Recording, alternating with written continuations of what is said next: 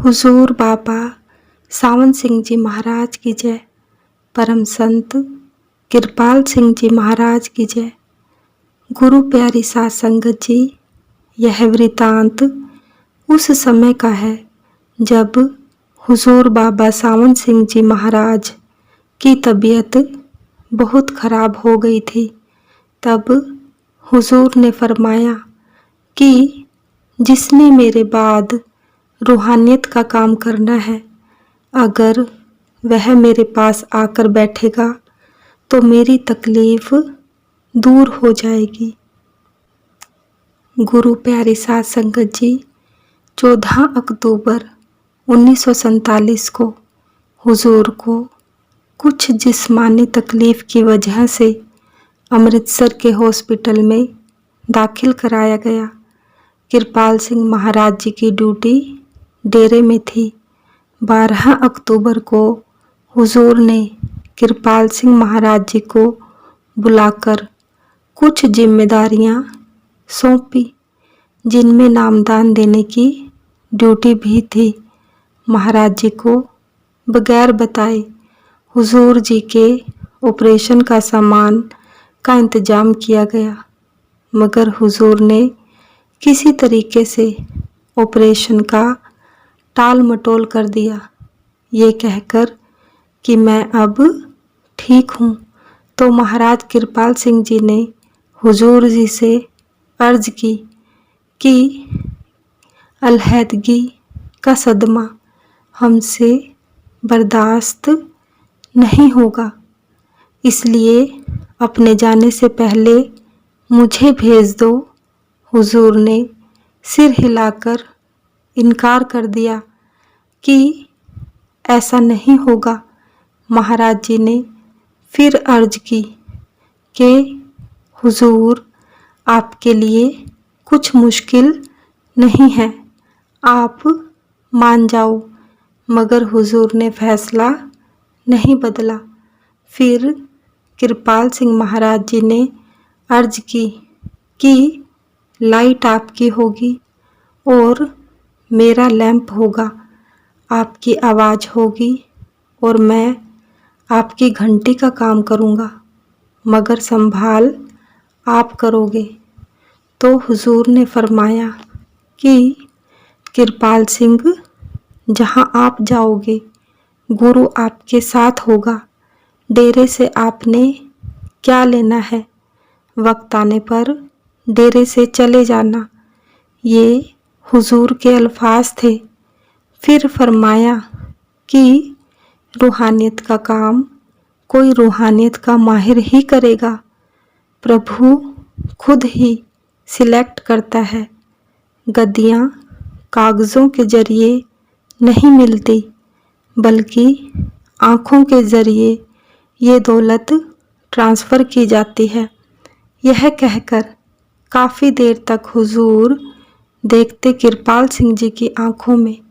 आँखों के जरिए सब ताकत हुजूर ने, सब ताकत कृपाल सिंह महाराज जी को ट्रांसफ़र कर दी।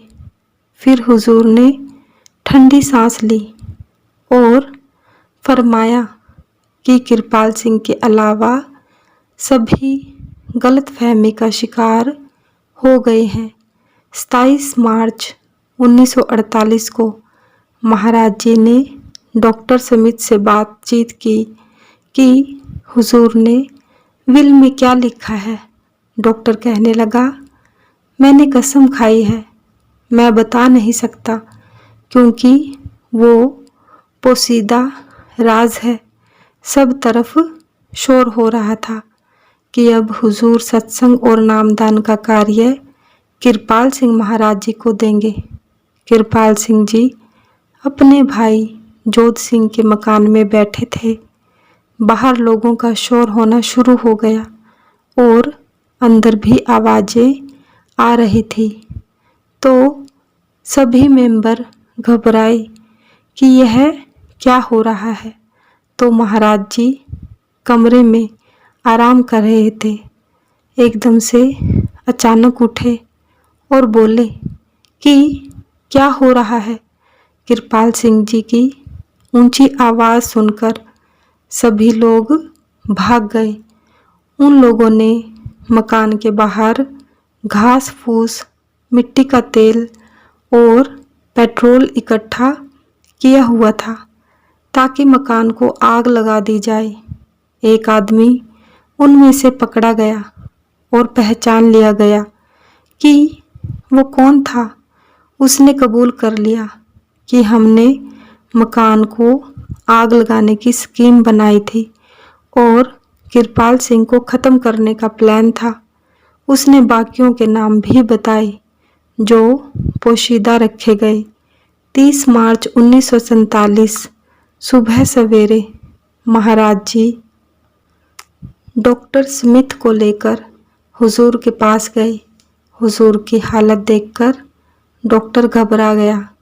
जो आदमी हुजूर के पास अंदर थे उन पर डॉक्टर बहुत नाराज़ हुआ और उनसे पूछा कि आपने हुजूर को क्या खिलाया है। हुजूर की जुबान फुली हुई थी। एक रात के अंदर ही हालात ख़राब हो गए। हुजूर की तकलीफ़ बढ़ती गई। कृपाल सिंह महाराज जी को हुजूर के पास जाने की इजाज़त नहीं थी।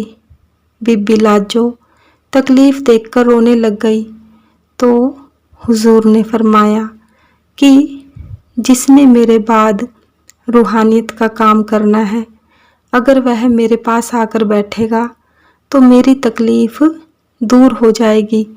तो बीबी लाजो को ये पता था कि हुजूर ने यह अल्फाज कहे थे, तो बीबी ने यह बात सबको बता दी। सभी एक एक करके हुजूर के पास बैठने लग गए, मगर तकलीफ़ दूर ना हुई। जगत सिंह को भी लाए, मगर तकलीफ़ दूर ना हुई। आखिर 1 अप्रैल को सुबह ही बीबी लाजो कृपाल सिंह जी के कमरे में आई और मगर महाराज जी वहाँ नहीं थे। अचानक महाराज जी उसे नज़र आ गए तो बीबी ने कृपाल सिंह जी का हाथ पकड़ा और हुजूर के पास ले गई। कहने लगी, भापा जी, कृपाल सिंह महाराज जी का घरेलू नाम। कहने लगी, भापा जी कुछ ना बोलो, कुछ ना पूछो, जल्दी चलो हुजूर महाराज जी के पास। तो कृपाल सिंह जी बीबी लाजो के साथ गए तो बीबी हरदेवी जी ने भी साथ जाने को कहा। जब हुजूर की रिहाइशगाह पर गए तो चौकीदार ने कृपाल सिंह जी को अंदर जाने से रोक दिया। बीबी लाजो ने चौकीदार को धक्का दिया और आगे कमरे में हुजूर के पास चले गए। ताई हरदेवी ने भी चौकीदार को धक्का दिया और कमरे में चली गई। चौकीदार के साथ हाथापाई में हरदेवी जी के कपड़े भी फट गए, मगर धक्का देकर अंदर जाने में कामयाब हो गई। हुजूर को जब लेटे हुए देखा कृपाल सिंह जी ने तो सिर झुकाया हुजूर के चरणों में और बैठ गए। कृपाल सिंह जी ने फरमाया, हुजूर आप सच्चे पातशाह हैं, सब दुनिया आपके कंट्रोल में है। मगर हमसे यह दृश्य देखा नहीं जाता। अपने जिस्म से यह तकलीफ़ दूर करो। कृपाल सिंह जी ने यह बोलकर जब आंखें खोली तो हुजूर बिल्कुल ठीक नज़र आ रहे थे। चारों तरफ रूहानियत हुजूर की फैल रही थी। हुजूर ने कृपाल महाराज जी की अरदास कबूल कर ली और सारी तकलीफ़ दूर कर दी। नशा भरी आँखों ने चारों तरफ नशा बिखेर दिया। रूहानियत का ऐसी चमक आँखों में थी जैसे बब्बर शेर की होती है। 3-4 मिनट हुजूर देखते रहे। महाराज जी की आँखों में ऐसी चमक और दया कभी नहीं देखी थी। तो महाराज जी ने बीबी लाजो को बुलाया कि देखो बीबी, अब तो हुजूर के चेहरे पर कोई तकलीफ नहीं है ना। सबने महसूस किया कि हुजूर की सेहत अब ठीक हो गई है।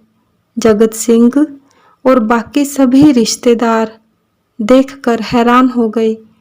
जो निजी सेवादार गांधी था वह भी भागा भागा बाहर आया और कहने लगा, भापा जी, आपके पास बैठने से हुजूर की तकलीफ ठीक हो गई।